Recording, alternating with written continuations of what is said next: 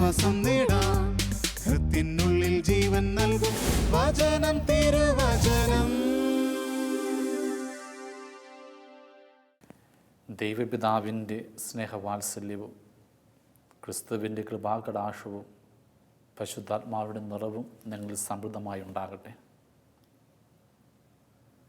ഏതൊരുവൻ്റെ ജീവിതത്തിലും ചില വിശ്വാസ വീഴ്ചകളുണ്ടാകും. സ്ഥായിയായ ദൃഢമായ വിശ്വാസം എപ്പോഴും മനുഷ്യനുണ്ടാകണമെന്നില്ല. ബൈബിൾ തന്നെ അത് സാക്ഷ്യപ്പെടുത്തുന്നുണ്ട്. ജോബ് അവൻ്റെ സങ്കടങ്ങളുടെ വേളയിൽ ഒരുപാട് സംശയിക്കുന്നുണ്ട്, ചോദ്യങ്ങൾ ദൈവത്തോട് ചോദിക്കുന്നുണ്ട്. ഹബക്കൂക്കും വിലാപങ്ങളുടെ പുസ്തകവുമൊക്കെ സംശയങ്ങളുടെ പുസ്തകങ്ങൾ തന്നെയാണ്. സങ്കീർത്തനങ്ങളിൽ ദൈവം എന്തുകൊണ്ട് ഉപേക്ഷിച്ചുവെന്ന് പലവട്ടം ചോദ്യങ്ങൾ ചോദിക്കുന്നുണ്ട്. അതെ, ഏതൊരു മനുഷ്യനെ സംബന്ധിച്ചിടത്തോളം ചില നേരങ്ങളിൽ സംശയങ്ങൾ ആവിർഭവിച്ചേക്കാം. വിശുദ്ധരുടെ ജീവിതത്തിൽ പോലും ഉണ്ടായിട്ടുണ്ട്. വിശുദ്ധ ജോൺ ഓഫ് ദ ക്രോസ് ആ സംശയങ്ങളുടെ രാവുകളെ ആത്മാവിൻ്റെ ഇരുണ്ട രാവുകൾ എന്നാണ് പറഞ്ഞത്. മദർ തെരേസ ഒരുപാട് ത്യാഗത്തിൻ്റെ വടയിലൂടെ കടന്നുപോയൊരമ്മയാണ് കൽക്കട്ടയിൽ. എന്നിട്ടും അവരുടെ സ്വകാര്യമായ ചില ഡയറികളിൽ ചില സംശയങ്ങൾ രേഖപ്പെടുത്തിയിട്ടുണ്ട്. തീർച്ചയായിട്ടും വിശുദ്ധർക്കും ഉണ്ടായിട്ടുണ്ട് സംശയങ്ങൾ. ഒന്നോർക്കുക, യേശു കാൽവരിയിൽ തൻ്റെ പിതാവിൻ്റെ ഇഷ്ടമൊക്കെ പൂർത്തിയാക്കി കുരിശിൽ കടക്കുമ്പോൾ സങ്കടത്തോടെ പറഞ്ഞില്ലേ, എന്തുകൊണ്ട് ദൈവം ഞാൻ ഉപേക്ഷിച്ചുവെന്ന്. ഇതൊരു വീഴ്ചയാകാം. സത്യം പറയട്ടെ, സംശയം ഒരു അപരാധമൊന്നുമല്ല, അതൊരു ആത്മപരിശോധനയാണ്. വിശ്വാസത്തെ കുറെ കൂടി ദൃഢപ്പെടുത്താൻ ഉള്ളിലുണ്ടാകുന്ന അന്വേഷണത്തിൻ്റെ പേരാ സംശയം, ചോദ്യങ്ങൾ. We need doubt in order to get more faith. അതെ, കുറെ കൂടി ദൃഢമായ വിശ്വാസത്തിലെത്താൻ ചില സന്ദേഹങ്ങളും സംശയങ്ങളും അനിവാര്യമാണ്. ഒരു ചോദ്യം നിങ്ങൾക്കില്ല എങ്കിൽ, ഒരു സംശയവും നിങ്ങളിൽ അവശേഷിക്കുന്നില്ല എങ്കിൽ നിങ്ങൾ നിൽക്കുന്ന ഇടം സ്വർഗമാണ്. എന്നാൽ നാം ജീവിക്കുന്നത് ഭൂമിയിലാണ്. ഒരുപാട് പ്രശ്നങ്ങൾ ചുറ്റുമുണ്ട്. വിശ്വാസത്തെ ഹനിക്കുന്ന സംഭവങ്ങൾ നടക്കുന്നുണ്ട്. സ്വാഭാവികമായിട്ടും സംശയങ്ങൾ വരും. ആ സംശയത്തെക്കുറിച്ചാണ് നമ്മൾ ഇനി ധ്യാനിക്കേണ്ടത്. സംശയം ഒരിക്കലും അവിശ്വാസമല്ല. അവിശ്വാസം തെറ്റാണ്. ഞാൻ വിശ്വസിക്കില്ല എന്ന ദുർവാശിയുടെ പേര് അവിശ്വാസം. അത് ദൈവത്തിൽ നിന്ന് അകറ്റുന്നു, തിരുസഭയിൽ നിന്ന് അകറ്റുന്നു, വിശ്വാസത്തിൽ നിന്ന് അകറ്റുന്നു. എന്നാൽ സംശയവും സന്ദേഹവുമൊക്കെ കുറേ കൂടി ദൈവത്തോട് അടുക്കാനുള്ള ആത്മീയ ദാഹമാണ്. അതുള്ളിൽ ഉണ്ടാകണം, കൂടുതൽ അറിയാൻ, കൂടുതൽ അനുഭവിക്കാൻ. യോഹന്നാൻ എന്ന ആ സ്നാപകനെ ഒന്ന് ഓർക്കുക. യേശുവിനെ സാക്ഷ്യം വഹിക്കാൻ വന്നവനാണ്. അവനൊരിക്കൽ സംശയിച്ചില്ലേ, നീയാണോ വരാനിരിക്കുന്നവനെന്ന്? ഓർക്കുക, ജോർദാൻ നദിയിൽ യേശുവിനെ ജലസ്നാനം ചെയ്തവനാ സ്നാപക യോഹന്നാൻ. അപ്പോൾ സ്വർഗം തുറക്കുന്നത് അവൻ കണ്ടു. പരിശുദ്ധാത്മാവ് പ്രാവായിട്ട് വരുന്നത് അവൻ തിരിച്ചറിഞ്ഞു. ഇവൻ എൻ്റെ പ്രിയപുത്രനെന്ന് ദൈവപിതാവ് പറയുന്നത് കേട്ടവനാണ്. സ്നാപക യോഹന്നാൻ തന്നെ യോഹന്നാൻ്റെ സുവിശേഷത്തിൽ പറയുന്നുണ്ട്, ഞാനത് കാണുകയും ഇവൻ ക്രിസ്തുവാണെന്ന് സാക്ഷ്യപ്പെടുത്തുകയും ചെയ്യുന്നുവെന്ന്. ആ സ്നാപക യോഹന്നാനാ ഹെറോദസിൻ്റെ തടവറയിലായിരുന്നപ്പോൾ നീയാണോ വരാനിരിക്കുന്നതോ ഞാൻ മറ്റവനെ കാത്തിരിക്കണമോ എന്ന് ശിഷ്യരെ വിട്ട് ചോദിച്ചത്.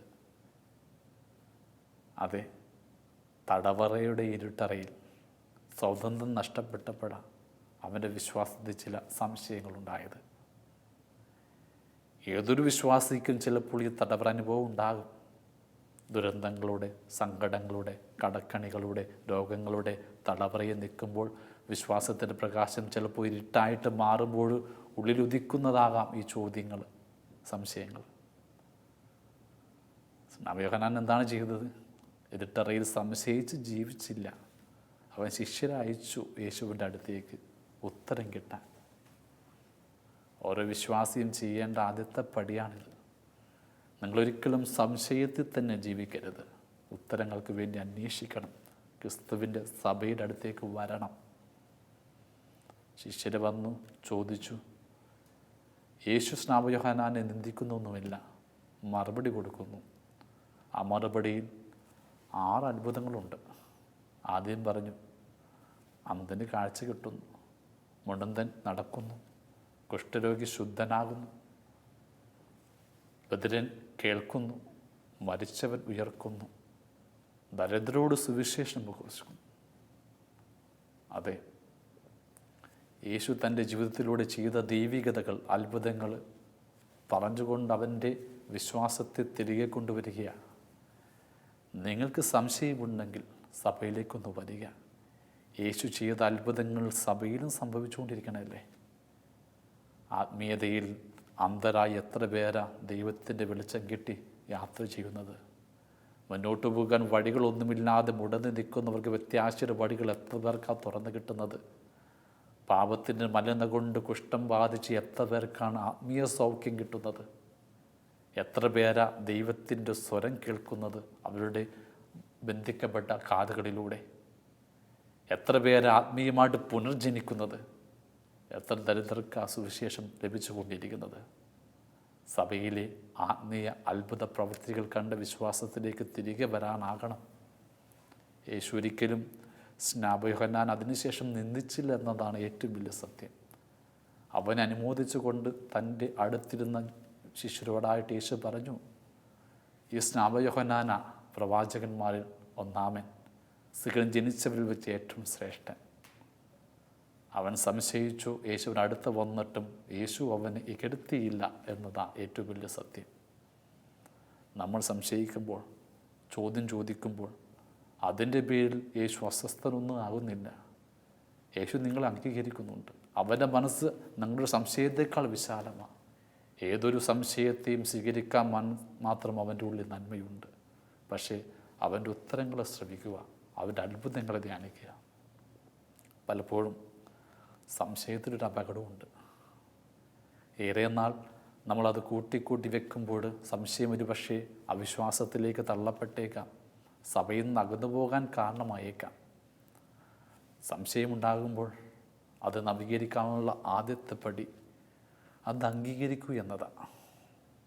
നിനക്ക് സഭയുമായി ബന്ധപ്പെട്ട്, കൂദാശയുമായി ബന്ധപ്പെട്ട്, ദൈവികമായ കാര്യങ്ങളിൽ, ബൈബിളിൽ എന്തെങ്കിലുമൊക്കെ സംശയമുണ്ടെങ്കിൽ ഒളിച്ചു വെക്കരുത്. സന്നദ്ധിയിലേക്ക് വരിക, ദൈവത്തോട് ചോദിക്കുക, സഭയിലെ ശ്രേഷ്ഠരായ പണ്ഡിതരോട് ആരായുക. സ്നാപക യോഹന്നാൻ ചെയ്തത് അതല്ലേ. അവൻ ആരാഞ്ഞു, ഉത്തരം കിട്ടി. പിന്നെ ഒരു പടി കൂടിയുണ്ട്. നിൻ്റെ വിശ്വാസം ക്ഷയിച്ചു തുടങ്ങുമ്പോൾ വിശ്വാസമുള്ളവരിൽ നിന്നും കൂടുതൽ കരുത്ത് ആർജിക്കാനായിട്ട് ശ്രമിക്കണം. ഒരുപാട് പേർ ഇപ്പോഴും നന്മയിലും തീഷ്ണതയിലും വിശ്വാസത്തിൻ്റെ കരുത്തിലും ജീവിക്കുന്നവരാണ്. അവരോട് ചേർന്ന് ജീവിക്കാനാകണം. അവരിൽ നിന്ന് ഒരു ആത്മീയ ഊർജം നീ സ്വന്തമാക്കണം. ഞാൻ ഓർക്കുകയാണ്, ഒരു കൂട്ടുകാരനാണ്. ഒരുപാട് സാമ്പത്തിക കടബാധ്യതകളൊക്കെ ഉണ്ട്. എത്ര അധ്വാനിച്ചിട്ട് അത് വീട്ടാൻ പറ്റുന്നില്ല. ഇപ്പം കേൾക്കുകയാണ് അവൻ്റെ ഭാര്യയ്ക്ക് ക്യാൻസറാണെന്ന്. കലുഷിതമായ അവൻ്റെ വിശ്വാസ ജീവിതം ക്ഷയിക്കുമെന്നൊരു ഭയം ഉണ്ടായിരുന്നു. എന്നിട്ടും അനുദിനം അവൻ ദേവാലയത്തിൽ വരുന്നു, ആത്മീയ കാര്യങ്ങളൊക്കെ ചെയ്യുന്നു. ഒരിക്കൽ സ്വകാര്യമായി അവനോട് സംസാരിക്കാൻ അവസരം കിട്ടിയപ്പോൾ ചോദിച്ചു, ഇത്ര ദുരന്തമുണ്ടായപ്പോൾ നിനക്ക് വിശ്വാസക്ഷയമൊന്നും സംഭവിച്ചില്ലേ എന്ന്. ചിരിച്ചുകൊണ്ട് അവൻ പറഞ്ഞു, ഒരുപാട് ആശങ്കയും സംശയമൊക്കെ എൻ്റെ ഉള്ളിൽ ഉണ്ടായി. പക്ഷേ ഇങ്ങനെയൊക്കെ വരുമ്പോൾ ഞാൻ അടുത്തുള്ളൊരു മിണ്ടാമടത്തിൽ പോകും. അവിടെ എന്നും എഴുന്നള്ളിച്ച ദിവ്യഗാനം ഉണ്ട്. സന്നിധിയിൽ നിന്നുകൊണ്ട് ആ പരിശുദ്ധരായ കന്യകമാർ പ്രാർത്ഥിക്കുന്നത് കാണുമ്പോൾ ആ പ്രാർത്ഥനയിൽ നിന്ന് എനിക്കൊരു കരുത്ത് കിട്ടുന്നുണ്ട്. എൻ്റെ വിശ്വാസത്തെ കാത്തു സൂക്ഷിക്കാനുള്ള കരുത്താണത്. സത്യമല്ലേ?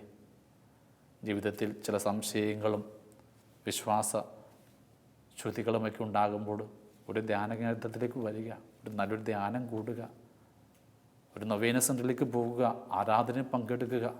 വിശ്വാസമുള്ളവരുടെ സമൂഹത്തിലേക്ക് വന്ന് നഷ്ടപ്പെട്ടതൊക്കെ തിരികെ എടുക്കാനാകണം.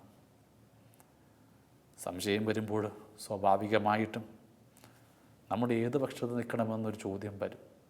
വിശ്വാസത്തിൻ്റെ പക്ഷത്തോ അതോ മോശപ്പെട്ടതിൻ്റെ പക്ഷത്തോ? ഒരു വിശ്വാസി എന്ന നിലയിൽ നിശ്ചയമായും ദൈവത്തിൻ്റെ കൽപ്പനയെ പിടിച്ചുകൊണ്ട് വിശ്വാസത്തിൻ്റെ വഴിയെ മുന്നോട്ട് പോകാനാകണം. ബൈബിൾ അത് പറയുന്നുണ്ട്. കലുഷിതമായ ചില തീരുമാനങ്ങളുടെ മധ്യേ വിശ്വസിച്ചുകൊണ്ട് മുന്നോട്ട് പോകാൻ അവർക്കായി. നോഹ ഒരു വെട്ടകമണിയാൻ ആരംഭിച്ചപ്പോൾ, ലോകം മുഴുവൻ അവനെ പരിഹസിച്ചപ്പോൾ, ഒരുപക്ഷെ അവൻ്റെ ഉള്ളിലും സംശയമുണ്ടാകാം, പ്രളയം വരുമോ ഇല്ലയോ എന്ന്. മരുഭൂമിയിൽ അവനെ പണിയുന്നത്. എന്നിട്ടും അവൻ ദൈവത്തിൻ്റെ വാക്ക് വിശ്വസിച്ച് തുടർന്നു അവൻ്റെ ജീവിതം. ഒടുവിൽ ആ വിശ്വാസം അവൻ രക്ഷിച്ചു അവൻ്റെ കുടുംബത്തെയും. അബ്രഹാം സ്വന്തം മകനെ ബലിയർപ്പിക്കണമെന്ന് ദൈവം പറഞ്ഞപ്പോൾ സംശയിച്ചിട്ടുണ്ടായിരിക്കും ഒരു പിതാവെന്ന സ്നേഹത്തിൻ്റെ തികവിൽ. എന്നിട്ടും വിശ്വാസത്തിൻ്റെ പിന്നാലെ പോയി ആ മകനുമായിട്ട് പോയി മോറിയാമലയിൽ അവനെ അർപ്പിക്കാൻ കത്തിയോങ്ങി. ഒടുവിൽ അവൻ്റെ വിശ്വാസം അവനെ കാത്തു. വിശ്വാസയുടെ പിതാവായിട്ട് അവൻ മാറി. നെഹെമിയ ജെറുസലേമിൻ്റെ ഭിത്തികളൊക്കെ പുനർനിർമ്മിക്കുവാൻ പോയപ്പോൾ ശത്രുക്കൾ ഉപചാപം ചെയ്യുന്നുണ്ട്, യുദ്ധം പ്രഖ്യാപിക്കുന്നുണ്ട്. ഈ സംരംഭം തകരുമോവെന്ന് പലവട്ടം അവന് സംശയിച്ചിരിക്കാം. പക്ഷേ വീണില്ല. ദൈവത്തിൻ്റെ വാക്കിൻ്റെ വിശ്വാസത്തെ അവൻ മുന്നോട്ട് പോയി ആ ഭിത്തികൾ പുനഃസ്ഥാപിച്ചു. ദാനിയേൽ സിംഹത്തിൻ്റെ കൂട്ടിലേക്ക് പോയപ്പോഴും അവൻ്റെ ഉള്ളിൽ ആശങ്ക ഉണ്ടായിരിക്കാം. പക്ഷേ ദൈവം കാത്തു ആ സിംഹത്തിൽ നിന്നും. ഇതുപോലെ തന്നെ നമ്മുടെ ജീവിതത്തിൽ തീരുമാനങ്ങൾ എടുക്കാൻ പറ്റാത്ത വിധം കലുഷിതമായ ചില സാഹചര്യങ്ങൾ വരുമ്പോൾ വിശ്വാസത്തിൻ്റെ പക്ഷം നിൽക്കാനാകണം. ഇടയ്ക്കൊക്കെ ഒന്ന് തിരിഞ്ഞു നോക്കണം നമ്മുടെ പഴയ ജീവിതത്തിലേക്ക്. പണ്ടുണ്ടായ വിശ്വാസം നമ്മളെ കുറേ കൂടി പ്രചോദിപ്പിക്കും എന്നുള്ള നമ്മുടെ സംശയങ്ങളെ അതിജീവിക്കാനായിട്ട്. പലപ്പോഴും ചില സംശയങ്ങളും ആശയങ്ങളും ഒക്കെ എൻ്റെ ജീവിതത്തിലേക്ക് വരുമ്പോൾ ഞാൻ തിരിഞ്ഞു നോക്കും. എൻ്റെ നോവിഷ്യറ്റിലെ ആ കൊച്ചു കാലം, പ്രാർത്ഥന അരൂപികളുള്ള ഒരുപാട് ഉള്ളിൽ നവീകരിക്കപ്പെട്ട കാലം. ആ വിശ്വാസ നവീകരണത്തിലേക്ക് തിരികെ വരണമെന്ന് ഞാനും പ്രാർത്ഥിക്കും. ഏതൊരുവനും പ്രാർത്ഥിക്കണം. ഓർക്കുകയാണ്, നെൽസൺ എന്നൊരു ചെറുപ്പക്കാരൻ. അവൻ വർഷങ്ങളായിട്ടൊരു എക്സ്പോർട്ടിംഗ് കമ്പനിയിലെ ജീവനക്കാരനാണ്. ഒരുപാട് കഷ്ടപ്പാടുകളുണ്ട് ജോലിയിലും വീട്ടിലുമൊക്കെ. ശമ്പളം അത്രയ്ക്കൊന്നുമില്ല. പലപ്പോഴും അവൻ ചെയ്യുന്ന സംരംഭങ്ങളിലേക്ക് പോരായ്മയുണ്ടാകും. മാനേജർ അവനെ ശാസിക്കും, നിന്ദിക്കും, വ്യക്തിഹത്യ പോലും ചെയ്യും. പലപ്പോഴും റിസൈൻ ചെയ്യണമെന്ന് പോലും അവൻ ആഗ്രഹിച്ചതാണ്. പക്ഷേ കുടുംബത്തിൻ്റെ കടബാധയും കഷ്ടപ്പാടും മൂലം സഹിച്ച് മുന്നോട്ട് പോവുകയാണ്. ഈ സങ്കടങ്ങളുടെ കാലത്ത് അവൻ്റെ വിശ്വാസം പതിയെ ക്ഷയിക്കാൻ ആരംഭിച്ചു. കുർബാനകൾക്കൊന്നും പോകാതെയായി. ദൈവം തന്നെ തുണയ്ക്കുന്നില്ല എന്നൊരു ധാരണ അവന് വന്നു. ഒരിക്കലും അവന് കനശലായ പനി വന്നു. ജോലിക്ക് പോകാതെ വീട്ടിൽ കിടക്കുകയാണ്. ആ ഉറക്കത്തിൻ്റെ അലസതയിൽ ആരോ കൊടുത്തൊരു പുസ്തകം, ഫാദർ മാത്യു നായ്ക്കും പറമ്പിലിൻ്റെ കാറ്റ് അതിൻ്റെ ഇഷ്ടമുള്ളിടത്ത് വീശട്ടെ എന്ന ഒരു 200 പേജോളമുള്ള പുസ്തകം വായിക്കാൻ ആരംഭിച്ചു. അതുവരെ അവൻ്റെ ഉള്ളിലുണ്ടായിരുന്ന പല സംശയങ്ങൾക്കുമുള്ള ഉത്തരം അതിലുണ്ടായിരുന്നു. കുർബാനയുടെ പരിശുദ്ധിയെക്കുറിച്ച്, കുമ്പസാരത്തിൻ്റെ രഹസ്യത്തെക്കുറിച്ച്, മാതാവിൻ്റെ മധ്യസ്ഥ സഹായത്തെക്കുറിച്ച്, സഭയുടെ കെട്ടുറപ്പിനെക്കുറിച്ചുള്ള ഒരുപാട് സംശയങ്ങൾക്കുള്ള ഉത്തരം അതവനൊരു പ്രചോദനമായിട്ട് മാറി. രോഗം മാറി പുറത്തു വന്നത് മുതൽ അവൻ അനുദിനം ദേവാലയത്തിൽ പോകാൻ ആരംഭിച്ചു. യേശുവിൻ്റെ തിരുരക്തത്തിൻ്റെ ശക്തിയും പരിശുദ്ധാത്മാവിൻ്റെ നിറവുമുള്ള കൂദാശിയാണ് കുർബാനയെന്ന് അവൻ തിരിച്ചറിഞ്ഞു. ഒരിക്കൽ പോലും മുടങ്ങാതെ അതിൽ പങ്കെടുക്കാൻ ആരംഭിച്ചു. വചനം വായിക്കാനും ശ്രവിക്കാനും അവൻ തുടങ്ങി. എപ്പോഴൊക്കെ സമയം കിട്ടുന്നുവോ അപ്പോഴൊക്കെ അവൻ വചനം വായിക്കും. വചനം കേൾക്കാൻ വേണ്ടി പല ധ്യാനങ്ങളിലും പോകാൻ ആരംഭിച്ചു. നഷ്ടപ്പെട്ട വിശ്വാസമൊക്കെ പതിയെ വരാൻ ആരംഭിച്ചു. പിന്നെ എന്നും രാത്രി കിടക്കുന്നതിന് മുമ്പ് 2 മക്കളും ഭാര്യയുമായിട്ട് അവൻ പ്രാർത്ഥിക്കും, ദൈവത്തിന് മുമ്പിൽ സ്തുതിക്കും, അന്ന് ചെയ്ത നന്മകളെക്കുറിച്ച് ഓർത്ത് ദൈവത്തെ വാഴ്ത്തും, സങ്കീർത്തനങ്ങൾ ചെല്ലും. എന്നിട്ട് മക്കളുടെ നെറ്റി കുരിശു വരത്തി അവരെ കിടത്തും. എൻ്റെ കുടുംബത്തിൻ്റെ നന്മയും സമാധാനവും എന്നിൽ ആശ്രയിച്ചാണെന്ന് അവൻ തിരിച്ചറിഞ്ഞ് മോശപ്പെട്ട ജീവിതം അവൻ ഉപേക്ഷിച്ചു. പലപ്പോഴും നന്നായിട്ട് കുമ്പസാരിച്ച് അവൻ്റെ വിശുദ്ധി കാത്തു സൂക്ഷിച്ചു. സൗഹൃദങ്ങളൊക്കെ പലതും ഉപേക്ഷിച്ചു. മദ്യപാനശീലം ഉപേക്ഷിച്ചു. വിശ്വാസത്തിലേക്ക് തീക്ഷ്ണമായിട്ട് കടന്നു വന്നപ്പോൾ അവൻ്റെ ജോലിയും ദൈവം അനുഗ്രഹിച്ചു. തൊടുന്നതൊക്കെ പൊന്നായി. അവൻ്റെ തീരുമാനങ്ങളൊക്കെ 100% വിജയമായിട്ട് മാറി. വെറും 300 കണ്ടെയ്നർ ലോറി എക്സ്പോർട്ട് ചെയ്തിരുന്ന കമ്പനി പിന്നെ അവൻ്റെ മിടുക്ക് കൊണ്ട് 1000 മടങ്ങായിട്ട് മാറി. 1000 വണ്ടിയോളം എക്സ്പോർട്ട് ചെയ്യുന്ന അവസ്ഥയിലേക്ക്. അവൻ്റെ കാര്യപ്രാപ്തി കണ്ടിട്ട് മാനേജറൊക്കെ അവനെ അഭിനന്ദിച്ചു. അതുടമ അവന് കഴിഞ്ഞ ദിവസങ്ങളിൽ ഒരു 4 ലക്ഷത്തിൻ്റെ കാറ് സമ്മാനമായിട്ട് കൊടുത്തു. 1 മാസത്തെ ശമ്പളം എക്സ്ട്രാ ആയിട്ട്. എനിക്കറിയാവുന്നൊരു ചെറുപ്പക്കാരനാണ്. അവൻ്റെ വിശ്വാസം തിരികെ വന്നതൊരു പുസ്തക വായനയിലൂടെയാണ്. ഏതൊരുവനും അവനുള്ള ഉത്തരം തിരുസഭയിൽ തന്നെയുണ്ട്. കണ്ടെത്താൻ തിരികെ വരണമെന്ന് മാത്രം. തോമാസ് ലീഹ എടുക്കുക. നിനക്ക് വേണ്ടി മരിക്കാനും തയ്യാറാണെന്ന് പറഞ്ഞ തോമാസ് ലീഹ ആ പേരിൽ തന്നെ സംശയാലുവെന്ന് ഒരർത്ഥമുണ്ട്. ദിദീമോസ്. അവൻ്റെ ഉള്ളിലും ഒരു സംശയമുണ്ടായി, യേശു ഉയർത്തോ ഇല്ലയോ എന്ന്. അവൻ പറഞ്ഞല്ലോ, നിൻ്റെ മുറിവുകൾ കൈയിടുകയും തിരുവിലാവ് കാണുകയും ചെയ്താതല്ലാതെ ഞാൻ നിൻ്റെ ഉയർപ്പിനെ വിശ്വസിക്കില്ല എന്ന്. സംശയിച്ച് അകന്നു പോയവനാണ്. പക്ഷെ നിർണയികമായിട്ട് അകന്നു പോയില്ല. തിരികെ ശിഷ്യ സമൂഹത്തിലേക്ക് വന്നു. ആ കൂട്ടായ്മയിലേക്ക് വന്നപ്പോഴാണ് യേശു അവൻ്റെ മുമ്പിൽ കടന്നു വരികയും മുറിവുകൾ കാണിച്ചുകൊണ്ട് അവനെ വിശ്വാസത്തിലേക്ക് തിരികെ എടുക്കുകയും ചെയ്തത്. ഇതാണ് നമുക്ക് വേണ്ടത്. സംശയങ്ങൾ വരും. അതിൻ്റെ പേരിൽ തിരുസഭയിൽ നിന്നും കൂതാശയിൽ നിന്നും പ്രാർത്ഥനയിൽ നിന്നും അകന്നു പോകരുത്. കൂടെ ചേർന്ന് നിൽക്കുക. കാരണം ക്രിസ്തുവിൻ്റെ അടുത്തേക്ക് വരുന്നവരെ അവിടെ സംശയങ്ങൾ മാറ്റാൻ കഴിവുള്ളവനാണ് ക്രിസ്തു. ഒരുപക്ഷെ ഞങ്ങളുടെ വേദ പാണ്ഡിത്യമോ ജ്ഞാനമോ നിങ്ങളുടെ സംശയങ്ങൾക്ക് പരിഹാരമാകില്ലായിരിക്കാം. പക്ഷേ ക്രിസ്തു വെളിപ്പെടുത്തും. അവൻ്റെ അടുത്ത് വരികയാണെങ്കിൽ. ഓർക്കുകയാണ്, കൗൺസിലിൽ വന്ന ഒരമ്മ സ്വന്തം ജീവിത പങ്കാളി പുറത്തിരിപ്പുണ്ട്. അമ്മ പറഞ്ഞു, എനിക്ക് വിശ്വാസമൊക്കെ ഉണ്ട്, പക്ഷേ എൻ്റെ ഭർത്താവിന് യാതൊരു വിശ്വാസമില്ല. എത്ര പറഞ്ഞിട്ടും അയാൾ ഇതിന് കീഴടങ്ങുന്നില്ല. കുർബാനയ്ക്ക് വരുന്നില്ല, കൂദാശയ്ക്ക് പോകുന്നില്ല.